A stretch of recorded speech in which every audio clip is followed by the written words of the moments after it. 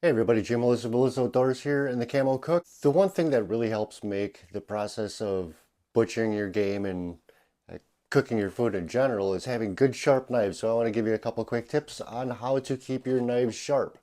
So first of all, I got my knife. Gonna want to start with a clean knife. I just got done using this one to do up some venison, so I figured I'd demonstrate with this knife. Now everybody's got these handful of just hand sharpeners laying around the house that they usually use. These are great tools, but they're not sharpeners, they're honers. They're meant to finish up the edge on your already sharp blade. So when you get done using it, every time you're going to want to break out one like this. This is from Smith's. This one works pretty good. I got a handful of different kinds of the Smith ones, and they make some decent products. So let me show you how I go about doing this.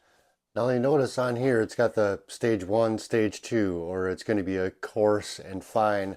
So what you're going to want to do is start off on the coarse side, or on this case it's the number 1 side. Now don't press down or put any weight into it, just use the weight of the blade itself. See how I'm holding with 2 fingers? And just running across there. Do it a couple of times on the coarse side, and then I'm going to switch over to the fine. And just run it. Same thing, I'm not pressing down on it, I'm just using the weight of the blade.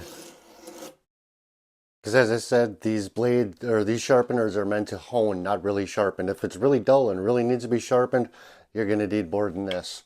So, hopefully that helped you get some better life out of your knives and keep your knives sharp. Remember to do that after every use, and you'll always have a sharp blade.